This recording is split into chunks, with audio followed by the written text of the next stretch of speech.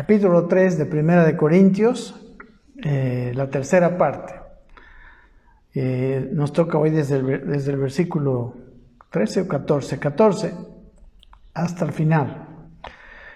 Vamos a leer otra vez el capítulo para entrar en el tema. Y bueno, no se olvide de tener su Biblia, su libreta de apuntes y luego comprobar todas las cosas que decimos. Dice así: de manera que yo, hermanos, no pude hablaros como a espirituales, sino como a carnales, como a niños en Cristo. Os di a beber leche y no vianda, porque aún no erais capaces, ni sois capaces todavía, porque aún sois carnales, pues habiendo entre vosotros celos, contiendas y disensiones, ¿no sois carnales y andáis como hombres? Porque diciendo el uno, yo ciertamente soy de Pablo, y el otro, yo soy de Apolos, ¿no sois carnales? ¿Qué pues es Pablo y qué es Apolos? Servidores por medio de los cuales habéis creído, y eso según lo que a cada uno concedió el Señor. Yo planté, Apolos regó, pero el crecimiento lo ha dado Dios. Así que ni el que planta es algo, ni el que riega, sino Dios que da el crecimiento. Y el que planta y el que riega son una misma cosa, aunque cada uno recibirá su recompensa conforme a su labor. Porque nosotros somos colaboradores de Dios, y vosotros sois labranza de Dios, edificio de Dios. Conforme a la gracia de Dios que me ha sido dada, yo como perito arquitecto puse el fundamento, y otro edifica encima, pero cada uno mire cómo sobreedifica, porque nadie puede poner otro fundamento que el que está puesto, el cual es Jesucristo. Y si sobre ese fundamento alguno edificare oro, plata, piedras preciosas, madera, heno, hojarasca, la obra de cada uno será manifiesto, porque el día la declarará, pues por el fuego será revelada. Y la obra de cada uno, cual sea, el fuego la probará. Si permaneciere la obra de alguno que sobreedificó, recibirá recompensa. Si la obra de alguno se quemare, él sufrirá pérdida. Si bien él mismo será salvo, aunque así como por fuego. ¿No sabéis que sois templo de Dios y que el Espíritu de Dios mora en vosotros? Si alguno destruyera el templo de Dios, Dios le destruirá a él, porque el templo de Dios, el cual sois vosotros, santo es.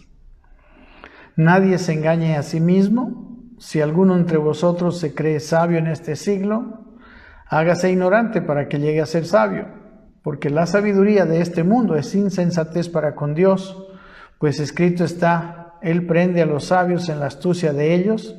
Y otra vez, el Señor conoce los pensamientos de los sabios, que son vanos.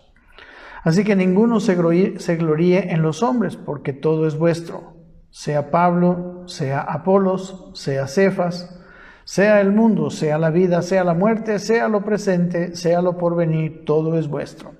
Y vosotros de Cristo, y Cristo de Dios. Amén. Muy bien, mis queridos hermanos, hasta el versículo 13 se ve que está hablando de la edificación de la iglesia. El primer problema que muestra el capítulo 3 es que ellos no podían recibir un alimento mayor, precisamente porque, como dice en el capítulo 1, ellos estaban llenos de contiendas, celos y disensiones, andaban en la carne. Y Él les dice, ustedes son carnales y los carnales son como niños que solo pueden recibir leche. Y después habla de los edificadores. Dice que Él plantó y que Apolo regó y que el crecimiento lo da Dios, ¿verdad? Sí, pero cada uno, después de que Él había puesto el fundamento, el cual es Cristo, cada ministro debería edificar encima, ¿verdad? Y dice, la obra de cada uno, o sea, si sobre ese fundamento puede edificarse con oro, plata, piedras preciosas, dice, o madera, heno o hojarasca, ¿no? Entonces vemos dos tipos de material en la edificación, ¿no? Todo eso en un sentido figurado. Y luego dice, la obra de cada uno será manifiesta y el fuego la declarará. Y en el versículo 14 que nos toca hoy, dice que si permaneciera la obra de alguno que sobreedificó, recibirá recompensa, ¿verdad? Si permaneciera después de que el fuego la haya probado. ¿Ok? Entonces, la palabra esta me gusta mucho y quiero que lo entendamos. ¿Qué es la palabra? La palabra permanecer. Esa es una palabra no muy entendida entre nosotros. Permanecer habla de estar permanente, de no tener una varianza, sino andar en una sola dirección, en un solo lugar, en una sola posición, podemos decir, en la vida. Y lo que no es permanente es algo, ¿cómo podemos decir? Momentáneo, ¿verdad? Ese es el contrario. Entonces dice que la obra tiene que permanecer. Y en realidad lo que está diciendo aquí es, en realidad, si el fruto del ministerio de los sobreedificadores permanece, ¿verdad? Entonces recibirá recompensa, ¿no? La palabra recompensa es la palabra salario, quiere decir galardón, pago, ¿no? Dios da salario a los que hacen las cosas para Él, la obra de Él. Entonces, y no hablamos, bueno, la permanencia, no hablamos de cosas materiales, no hablamos de iglesia, no hablamos ni siquiera de que una persona permanece en una iglesia. Hablamos de dar permanentemente el fruto, ¿verdad?, del Espíritu. Pablo decía que ellos eran la obra de Él. Dice, miren, en la segunda carta a los Corintios, el capítulo 3, versículos 2 y 3, vamos a leer, dice Pablo, nuestras cartas sois vosotros, escritas en nuestros corazones y conocidas y leídas por todos los hombres. Siendo manifiesto, dice que sois carta de Cristo, expedida por nosotros, escrita no con tinta, sino con el Espíritu del Dios vivo, no en tablas de piedra, sino en tablas de carne del corazón, ¿no? Se ve que la edificación era en el corazón y la obra de Pablo, él se identificaba con la obra hecha en los corazones de ellos, de los podemos decir, de los edificados. Y dice, son cartas escritas, ¿no?, leídas y conocidas por todos los hombres, ¿no? Los hombres quizás pueden ser unos buenos, podemos decir, una buena prueba de que la labor ha sido buena o ha sido mala, ¿verdad? La pregunta sería, ¿estás dando fruto para Dios? Y hemos dicho anteriormente que el fruto es amor, gozo, paz, paciencia, benignidad. Todas tus obras hechas de esa manera, tu vida llena de eso, de paz, de gozo, viviendo siempre buscando hacer el bien, etc. Eso es el fruto permanente, ¿verdad? Entonces no estamos hablando de otras cosas, ni siquiera, como digo, se fue de la iglesia. Bueno, quién sabe, se fue a otra iglesia, quizás hasta mejor. Pero la cuestión es que esa persona que se va de la iglesia está dando fruto, permanentemente da fruto. Bueno, amén. Entonces podemos decir que ese permanecer es muy importante. Porque hay personas que momentáneamente pueden dar fruto, pero después ya no, ¿no? Una generación de verdaderos creyentes, hermanos, no garantiza la siguiente. Vemos los templos europeos, ¿no?, grandes catedrales construidas en tiempos de gran avivamiento, pero no es una garantía que la siguiente generación esté bien.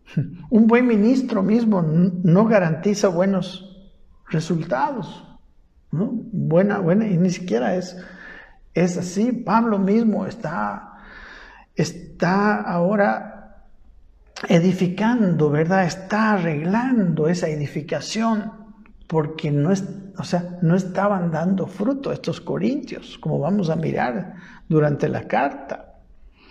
Amén. E incluso nosotros mismos, si hoy estoy bien, puedo tener fruto, eso no garantiza que mañana siga igual. La clave de esta parte es la palabra permanecer. Amén. Permanecer. Si viene el fruto, si viene la prueba, ¿vas a permanecer dando el mismo fruto? Amén. En Juan 15, un capítulo muy lindo, muy interesante, aquí habla del fruto, ¿verdad? Pero el fruto dependía, como ahora depende, de nuestra permanencia en Cristo. Dice en Juan 15, yo soy la vid verdadera, dice Jesús, y mi Padre es el labrador. Todo pámpano que en mí, no lleva fruto, lo quitará. Y todo aquel que lleva fruto, lo limpiará para que lleve más fruto.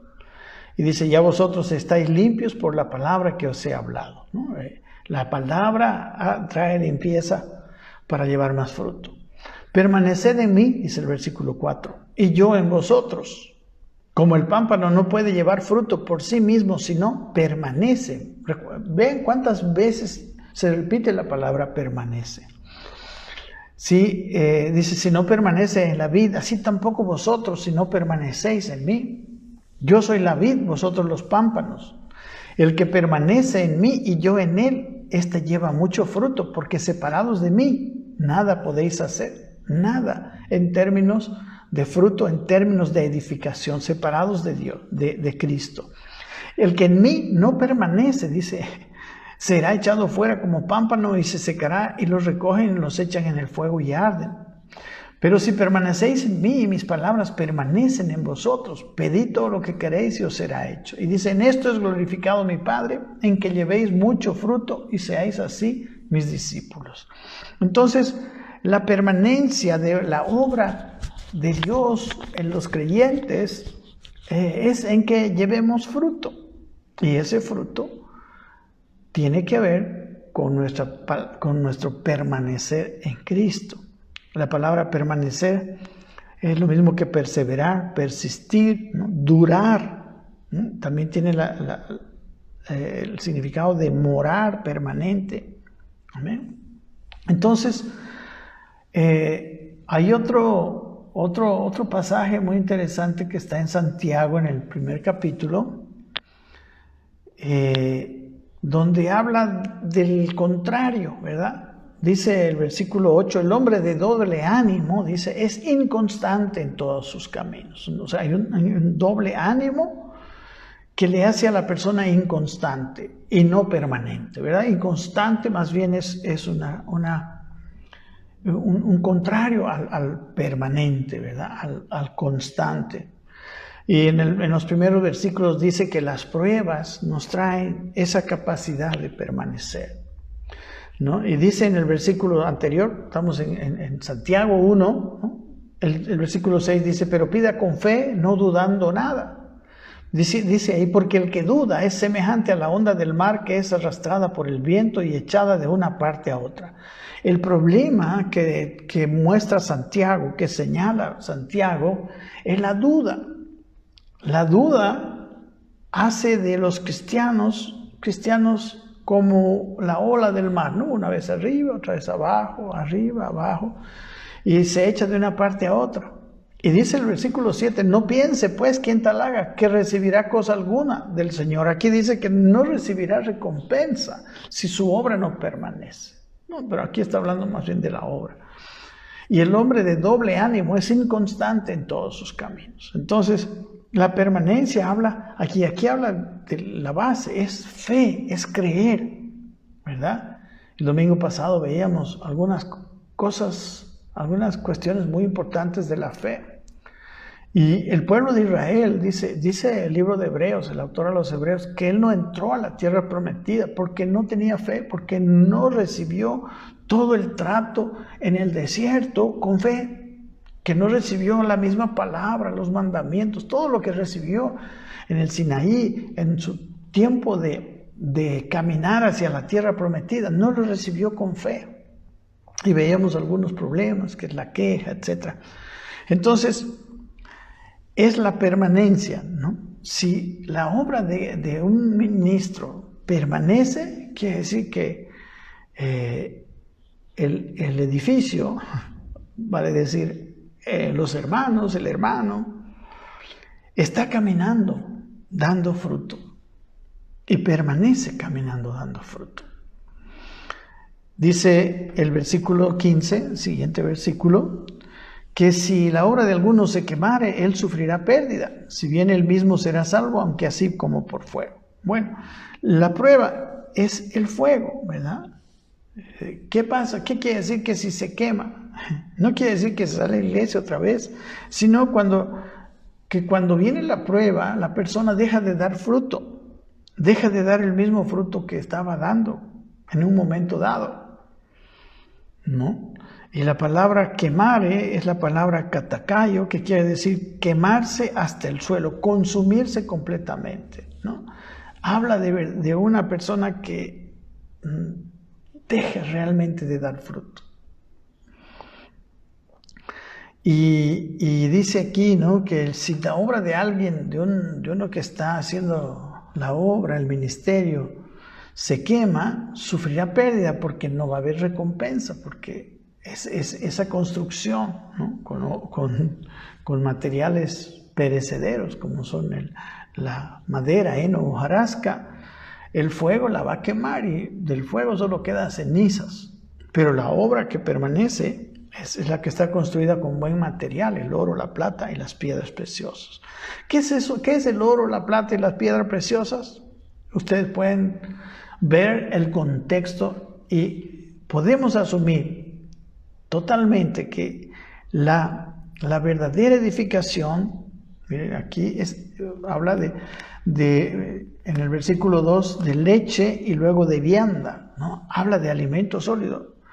La leche está bien quizá para el niño hasta cierta edad, pero de ahí solo seguir con leche va a hacer de esa persona, no le va a permitir un crecimiento bueno, saludable, normal, e incluso va a enfermar y no sé, incluso hasta puede morir, ¿no? En el contexto, en el capítulo anterior, en el capítulo 2, versículo 7, por ejemplo, hablaba de la sabiduría de Dios en misterio, la sabiduría oculta la cual Dios predestinó antes de los siglos para nuestra gloria. En nuestra gloria tiene definitivamente que ver con nuestro crecimiento, ¿verdad? Porque nuestro crecimiento en Cristo aumenta la gloria, porque aumenta la presencia de Cristo, aumenta la manifestación de Cristo en nuestras vidas. El versículo 9 del capítulo anterior dice, antes bien, como está escrito, cosas que ojo no vio, ni oído vio, ni han subido en corazón de hombre, son las que Dios ha preparado para los que le aman. Hay cosas misteriosas, o sea, cosas que la mente natural no puede entender, pero la mente espiritual sí, por eso está en misterio, dice. Esas cosas que no vienen del hombre, porque las cosas del hombre no pueden edificar las cosas espirituales. Dice, Dios ha preparado para los que le aman. Amén. Y dice el versículo 12, lea el capítulo anterior, ya hemos visto. Dice, y nosotros no hemos recibido el espíritu del mundo, sino el espíritu que proviene de Dios para que sepamos lo que Dios nos ha concedido. Y toda esta sabiduría con la que se edifica la iglesia, en el capítulo 3 dice, yo no he podido edificarles, porque era el mismo Pablo. Porque ustedes son carnales, son como niños en Cristo, ustedes no pueden recibir una enseñanza más profunda, ustedes están simplemente recibiendo leche y están muy felices con su leche, pero están muy carnales. O sea, el mundo y usted no tienen ninguna diferencia. Amén. La obra espiritual tiene que ser hecho. Ahora estamos hablando de los ministros, más que de los ministrados. La obra de Dios es espiritual. En la segunda carta, no sé, quizás podamos estudiarla después, pero ahí dice en el capítulo 3, en la segunda Corintios, ¿de dónde viene la competencia para el ministro, dice, no que seamos, dice 3:5, no que seamos competentes por nosotros mismos para pensar algo como de nosotros mismos, sino que nuestra competencia proviene de Dios, ¿no? La competencia para edificar proviene de Dios. O sea, la capacidad para edificar proviene de Dios. Dice, el cual, versículo siguiente, 6, el cual asimismo nos hizo ministros competentes de un nuevo pacto. Dice, no de la letra, sino del Espíritu, porque la letra mata, mas el Espíritu vivifica. Aquí podemos ver que es el Espíritu el que nos enseña las cosas profundas de Dios. Y la letra es simplemente pues, lo que podemos tener como un conocimiento intelectual, ¿no? Que sí, aunque es correcto, puede ser correcto, hasta ahí llega, pero nuestra competencia proviene de Dios y es en el Espíritu. También en el versículo 8 dice que el ministerio del Espíritu, ¿cómo no será más bien con gloria el ministerio del Espíritu? Habla en el versículo 7 del ministerio de la ley, ¿no? Ese ministerio que fue glorioso y que se vio la gloria en el rostro de Moisés, pero el ministerio del Espíritu es mucho más glorioso. Dice el versículo 9, 3:9, 2 Corintios, porque si el ministerio de condenación fue con gloria, mucho más abundará en gloria el ministerio de justificación. Entonces, la capacitación del ministro, del que sobreedifica, viene del Espíritu, viene de Dios.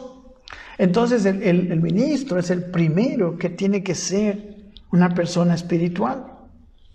Amén. Dice, y si no tiene fruto la obra de él, va a sufrir pérdida, dice. Aunque será salvo, pero así como por fuego, ¿verdad? Dice que será salvo.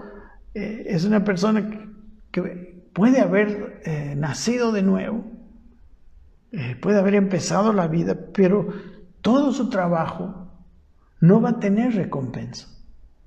Ha sido salvo porque somos salvos por la obra de Cristo. Pero si falla en la edificación, entonces todo lo que ha hecho en la vida no va a tener ninguna recompensa en la eternidad. En lo que es suyo va a estar en cero su cuenta. Amén.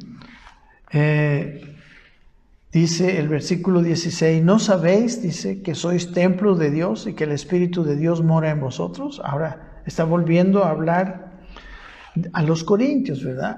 Les está diciendo, ustedes no saben que ustedes son un templo de Dios.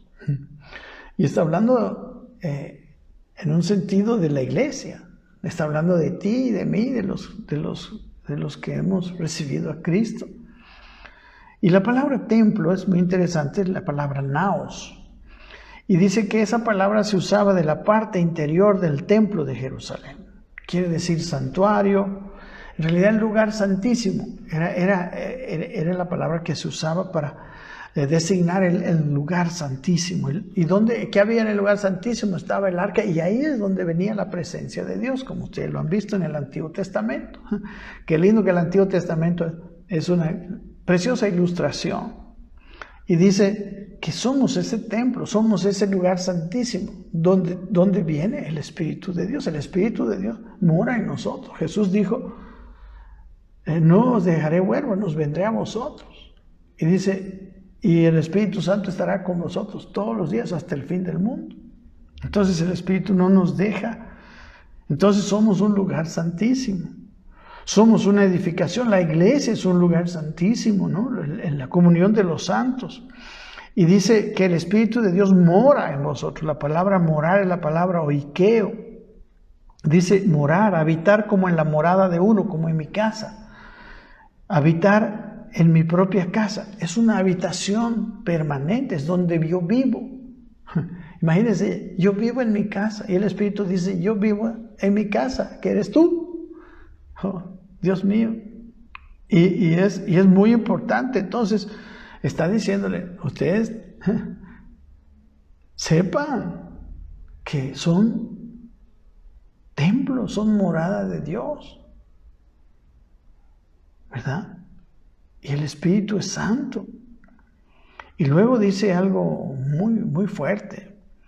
Dice, si alguno destruyere el templo de Dios, Dios le destruirá a él, porque el templo de Dios, el cual sois vosotros, santo es. Amén. O sea, si en vez de edificar destruimos, wow, dice nosotros, dice el cual sois vosotros, es santo. Si alguno le destruye el templo, dice Dios le va a destruir a ese destructor del templo, a aquel que viene a destruir la iglesia. Y no estamos hablando más bien de una destrucción desde afuera, una destrucción externa. Creo que más bien estamos hablando de una destrucción interna, porque recuerden, la obra de Dios es interna. Las cosas externas, los edificios, todo lo que ocurre en el exterior no es la verdadera obra. La verdadera obra está hecha en el corazón de los hombres. Amén. La palabra destruir es la palabra phteiro, que quiere decir destruir corrompiendo. En otras palabras, es llevar a un estado peor. Amén.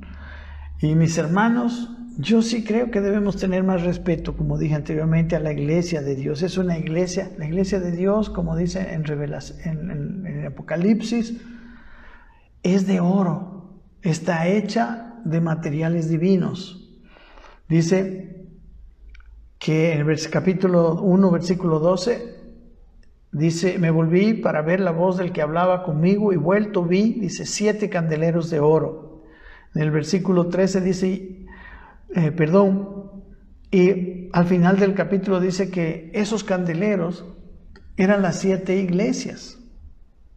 Entonces los candeleros, que son las 7 iglesias, son de oro. Y aquí dice, el templo de Dios es santo.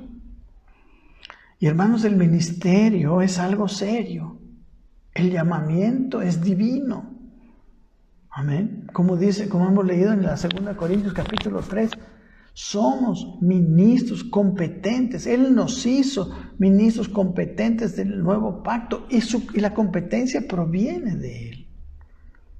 Y dice, somos ministros no de la letra, dice el versículo 6, sino del Espíritu. 2 Corintios 3:6 dice, no de la letra, sino del Espíritu, porque la letra mata y el Espíritu vivifica. Amén. Y aunque somos vasos de barro nosotros, tremendo, ¿no? Dios nos puede hacer ministros competentes de un nuevo pacto, ¿no? En el capítulo 4, que vamos a ver pronto, él dice en el versículo 7, pero tenemos este tesoro en vasos de barro, para que la excelencia del poder sea de Dios y no de nosotros. Amén. Dios sabe que y ya le plació poner este tesoro, ¿verdad? Que es las cosas espirituales, las cosas de oro, en vasos de barro. Pero si alguno, dice, corrompe, si alguno destruye el templo de Dios, Dios le destruirá a él. Es muy fuerte. ¿Cómo puede haber personas que destruyen? Bueno, varias cartas del apóstol Pablo fueron escritas en contra de personas que estaban destruyendo. La carta a los Gálatas dice que dice, pues, habla de que sea, o sea, está hablando en contra, está hablando que es muy, muy duro, muy difícil, y Dios iría a destruir. Aquí en el mismo 1 Corintios, en el capítulo 15, 33, dice, no erréis, las malas conversaciones corrompen las buenas costumbres, ¿verdad? Había una corriente aquí en Corinto de personas que decían que no hay resurrección de los muertos. Y eso estaba trayendo mucha destrucción, podemos decir. Estaba arruinando la fe y la vida de los creyentes. Hay muchos versículos que podemos ver, por ejemplo, en 2 Corintios 11:3. Miren lo que dice el mismo Pablo, ¿no? Recuerden, la segunda carta a esta misma iglesia.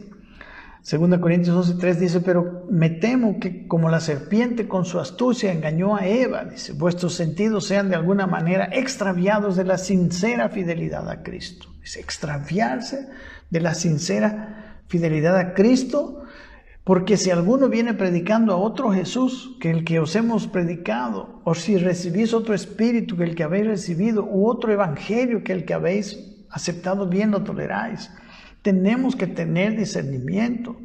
No podemos irnos a ver todo y a considerar que todo lo que se predica está bien. Porque algunos, aquí dice, predican mal.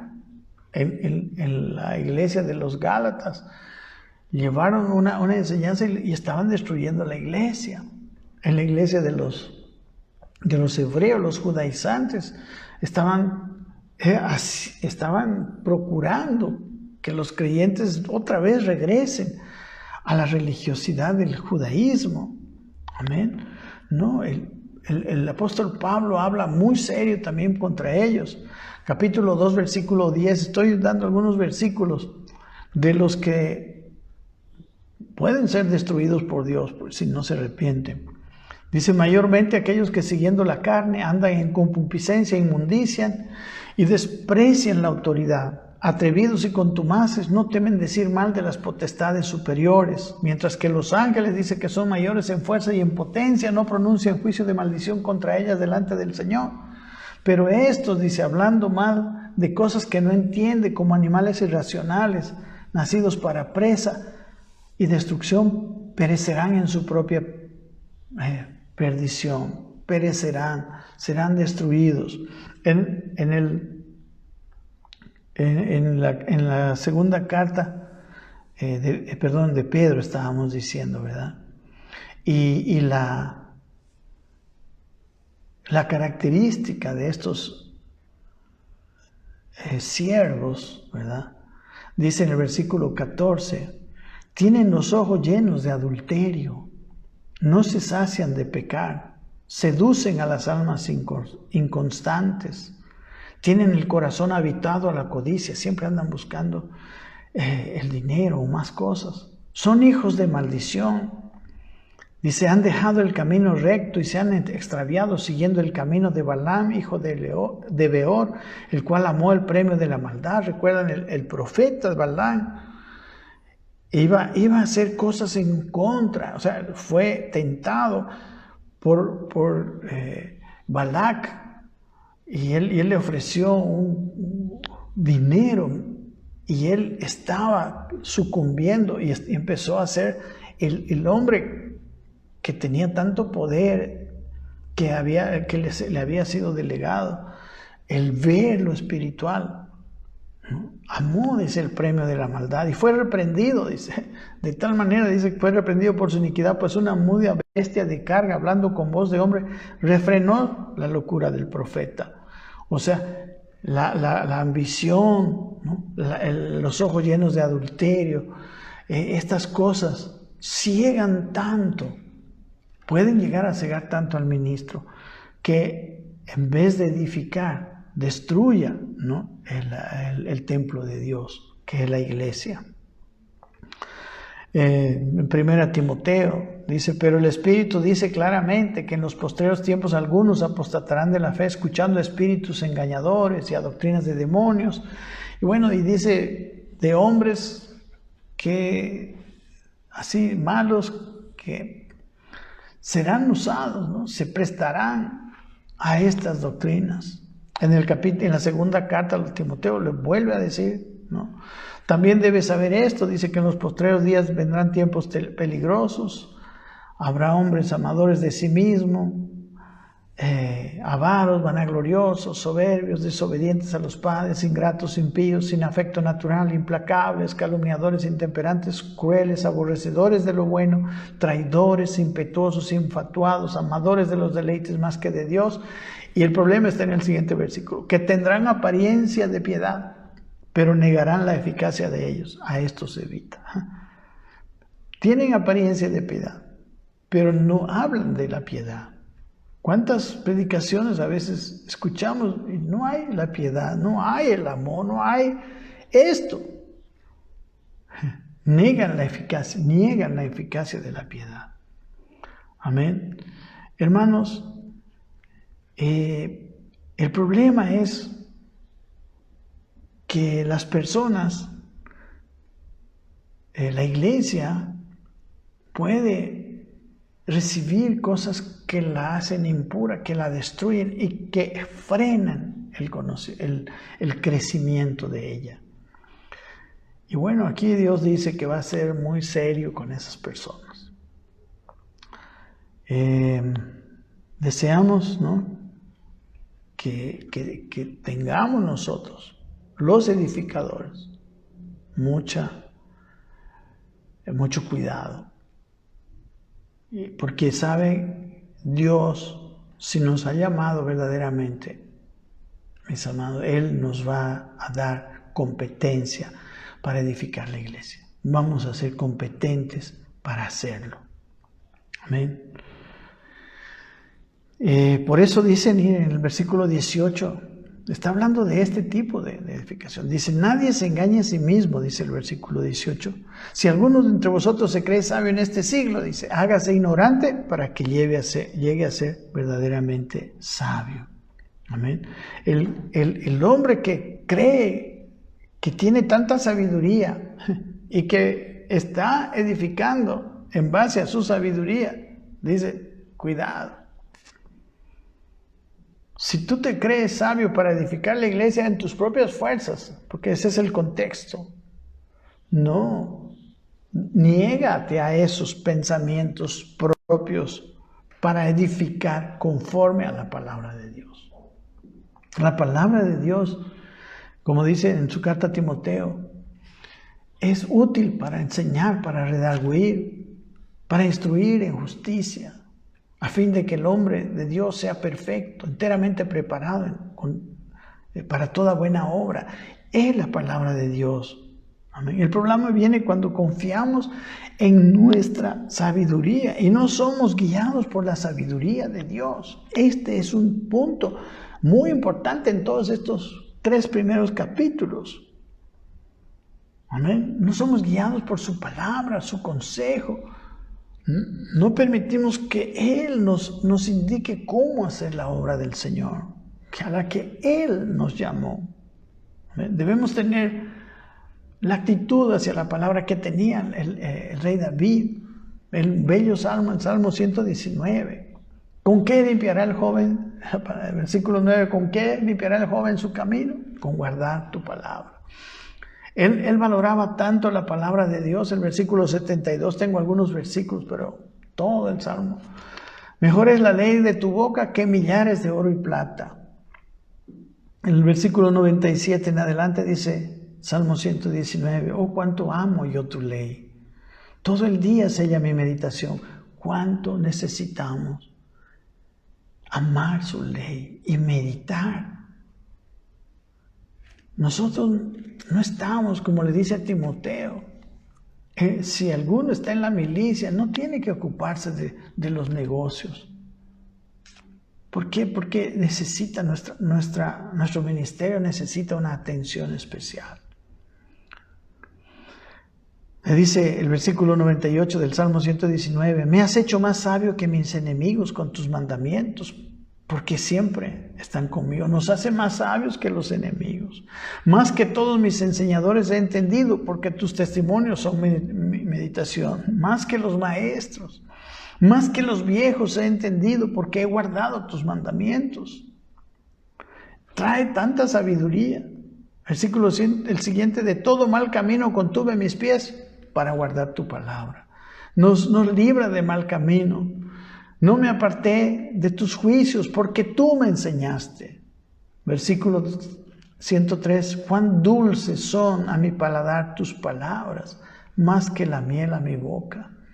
Necesitamos gustar de la palabra de Dios. Y solo el Espíritu Santo nos va a ayudar a eso. Y solo un corazón limpio Versículo siguiente, 104, dice, de tus mandamientos he adquirido inteligencia, por tanto he aborrecido todo camino de mentira, y lámpara es a mis pies tu palabra y lumbrera mi camino. Que nosotros, para empezar, los ministros de Dios y todos ustedes, los ministrados, tengamos este mismo sentir que tenía David por su palabra. Amén. Entonces, nuestra inteligencia en realidad no va a lograr nada real. Esto es lo que estamos aprendiendo aquí. Y quizás podemos lograr una aparente edificación, un aparente crecimiento, pero el fuego la va a probar y el fuego nos va a indicar si realmente fue una edificación humana, hecho con sabiduría humana, o puede ser algo hecho con materiales divinos, con oro, plata, piedras preciosas. ¿Verdad? Hay tantas cosas. Según la carta a los Gálatas, todos los que predicaban la ley, todos los que querían hacer que los Gálatas volvieran a la ley, están haciendo destrucción de la iglesia. Dice, le leo algunos versículos, Gálatas 3:10, dice, pues todos los que dependen de las obras de la ley están bajo maldición, pues escrito está, maldito todo aquel que no permaneciere en las cosas escritas en el libro de la ley para hacerlas, y que por la ley ninguno se justifica para con Dios es evidente, porque el justo por la fe vivirá. Si no entendemos la diferencia entre el camino de la fe y el camino de la ley, ¿qué tenemos para enseñar? Si no entendemos la diferencia entre la ley y la gracia, ¿qué tenemos para edificar la iglesia? Pablo en Gálatas capítulo 1 dice que ese es otro evangelio, y si alguien predica ese otro evangelio, sea anatema.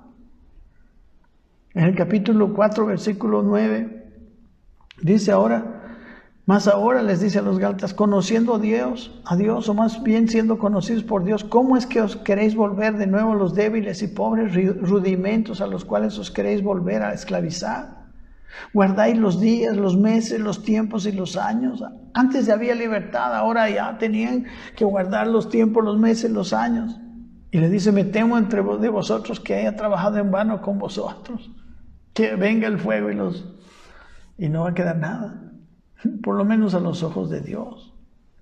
En el capítulo 5, versículo 2 dice, he aquí yo, Pablo, os digo que si os circuncidáis, de nada os aprovechará Cristo. Y otra vez testifico a todo hombre que se circuncida, que está obligado a guardar toda la ley. Y miren, en el versículo 4 dice, de Cristo os desligasteis, los que por la ley os justificáis, de la gracia habéis caído.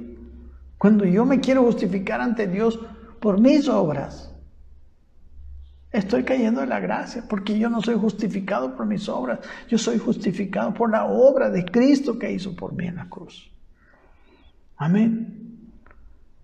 Por eso dice en el versículo 19 que la sabiduría de este mundo es insensatez para con Dios, pues escrito está, Él prende a los sabios en la astucia de ellos.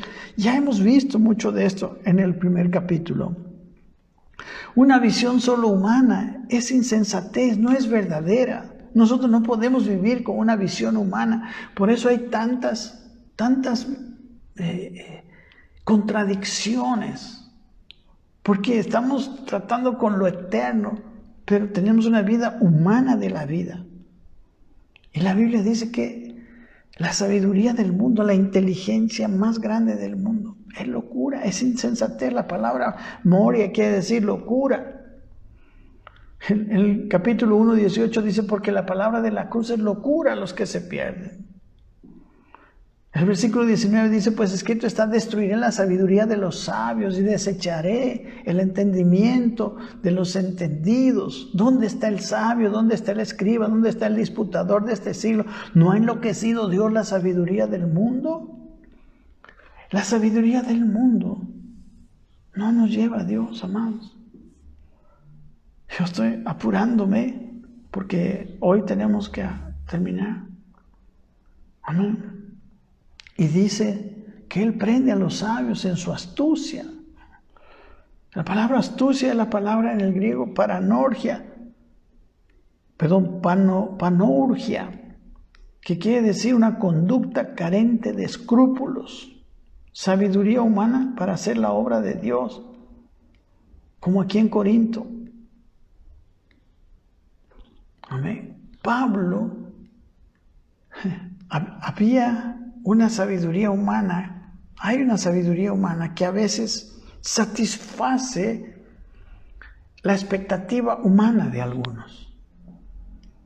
Y cuando se habla de lo divino, la expectativa humana dice, no, a mí no me parece. Y esto era lo que pasaba en Corinto, cuando ustedes vayan a entender las dos cartas. Miren lo que dice en la segunda carta, capítulo 4. Él dice esto, Pablo: antes bien, renunciamos a lo oculto y vergonzoso, dice, no andando con astucia ni adulterando la palabra de Dios, sino por la manifestación de la verdad, recomendándonos ante toda conciencia humana delante de Dios. Él dice, yo no estoy haciendo las cosas con astucia. En el capítulo 11 de esta segunda de Corintios dice, pero temo que como la serpiente con astucia engañó a Eva, vuestros sentidos sean de alguna manera extraviados de la sincera fidelidad a Cristo. Amén. Pablo dice que él temía que los sentidos, cuando nosotros juzgamos con nuestros sentidos naturales, con nuestra mente natural, la gente astuta puede engañarnos. Pero Dios siempre, si es que no hemos cauterizado nuestra conciencia, Dios siempre nos va a ir mostrando y nos va a hacer sentir alguna incomodidad. Amén. Dice, y otra vez dice, el Señor conoce los pensamientos de los sabios que son vanos, ¿verdad? De los sabios en este mundo, de los hombres inteligentes. El problema siempre es que la sabiduría de este mundo puede ser muy inteligente, pero tiene resultados para este mundo. Pero Dios quiere resultados por la eternidad.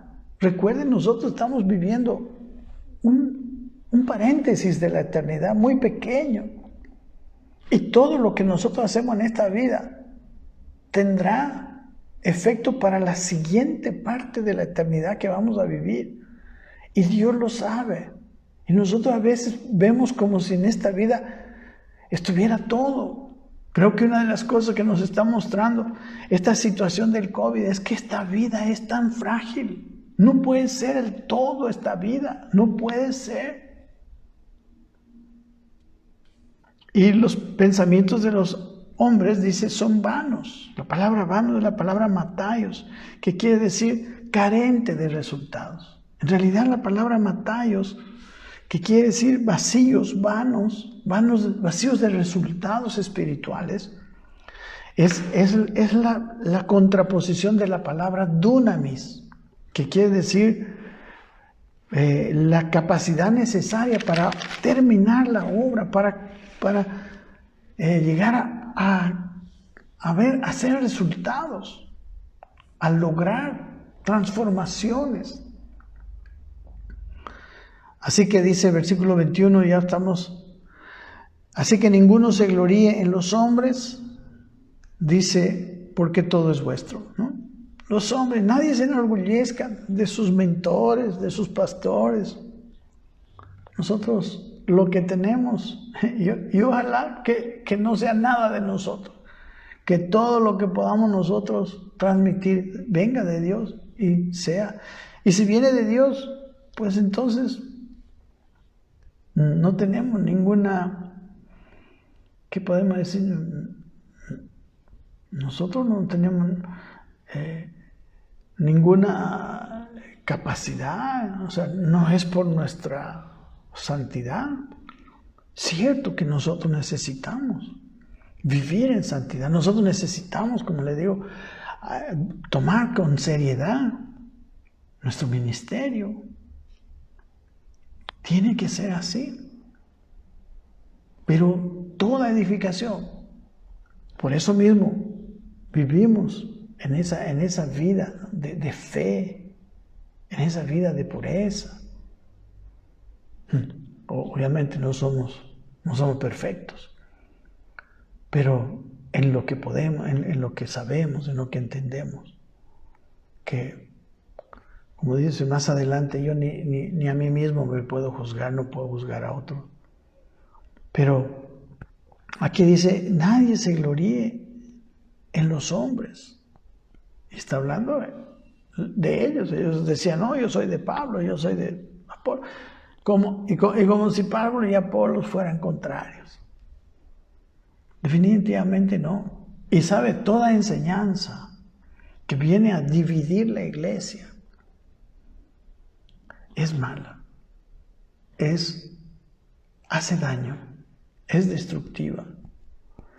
Hablaba la otra vez de algunos énfasis que necesitamos nosotros cuidarnos de los énfasis, porque los énfasis a veces traen divisiones, traen partidismos. No, nosotros no somos de ninguna corriente. Las corrientes muchas veces empezaron con una buena revelación, con un entendimiento, con algo que llegó al entendimiento y me edificó. Pero cuando yo empiezo a seguir esa corriente y, bueno, separarme con los que piensan igual que yo y hago una división, yo creo que necesitamos, yo no puedo ahora hablar suficientemente, es algo que necesitamos tocar con mucho cuidado y saber que la iglesia de Cristo es una sola y que somos hermanos y que no sé qué corriente haya, qué tan buenos hayan sido nuestros mentores o cómo tan buenos seamos nosotros los mentores de alguien, pero nosotros no somos nada, como dice aquí. Ninguno se gloríe en los hombres, porque todo es vuestro, dice. Versículo 22 dice, sea Pablo, sea Apolos, sea Cefas, sea el mundo, sea la vida, sea la muerte, sea lo presente, sea lo porvenir, todo es vuestro. Y vosotros de Cristo y Cristo de Dios. En la iglesia todo es nuestro. Amén. Miren, ¿quién es Pablo? Pablo, él se presenta y él se dice... En 1 Timoteo, me gusta cómo él habla de sí mismo a Timoteo. En 1 Timoteo cada uno, recuerden, en Timoteo, las dos cartas de Timoteo son las cartas pastorales. Dice en el versículo 12, capítulo 1, 12, dice, doy gracias al que me fortaleció, a Cristo Jesús nuestro Señor, porque me tuvo por fiel poniéndome en el ministerio. No es que él era fiel, es que Dios lo tuvo por fiel como lo hace con nosotros. Dice, habiendo yo sido antes blasfemo, perseguidor e injuriador, mas fui recibido a misericordia porque lo hice por ignorancia en incredulidad. Pero la gracia de nuestro Señor fue más abundante con la fe y el amor que es en Cristo Jesús. Él fue llamado, hermanos, de ser un perseguidor y estando en la tarea de hacer daño a la iglesia. En su camino a Damasco fue llamado y después fue puesto en el ministerio. Y es el hombre que escribió la mayor parte del Nuevo Testamento, es el hombre que entendió cabalmente la gracia. ¿Sí? Sin los escritos de Pablo estaríamos en muchos problemas. ¿Quién es Pedro? Pedro, como dice aquí, Cefas, que es Pedro, lo negó al Señor 3 veces. Cefas metió la pata muchas veces. Fue contrario, quítate delante de mí, Satanás, le dijo el Señor. Pedro, después de que vio todo y la resurrección y todo, se volvió para pescar. El Señor Jesucristo le tuvo que reprender. Pedro, ¿me amas? ¿Realmente me amas? Apacienta mis ovejas, apacienta mis corderos. Y Apolos era un varón elocuente, pero igual. Priscila y Aquila lo tuvieron que llamar, estás predicando mal, mijo. Venga, y le tuvieron que enseñar. más exactamente el camino del Señor, dice la Biblia. Entonces, ¿quiénes somos? Si Pablo y Apolos y Pedro, que son hombres tan admirables para nosotros, ¿quiénes serán los grandes apóstoles de hoy en día? ¿Quién soy yo? ¿Quién somos nosotros? Dice, pero todo es vuestro, y vosotros de Cristo, y Cristo de Dios. Amén. En realidad, hermanos, todas las cosas, todos los hombres, todas las personas pueden, servir para nuestra edificación si amamos a Dios. En su carta, en el capítulo 8 de Romanos, el versículo 28, mismos versículos que todos conocemos, dice, y sabemos que los que aman a Dios todas las cosas le ayudan a bien. Esto es, a los que conforme a su propósito han sido llamados. Amén. Él dice que a los que aman a Dios todas las cosas, y aquí dice que todas las cosas son nuestras. Amén. Le pertenecemos. Y al final dice, y ustedes son de Cristo. Y yo creo que es algo que nosotros muchas veces nos falta entender, porque nos parece que somos dueños de nosotros mismos, pero al haber sido salvados, le pertenecemos a Él.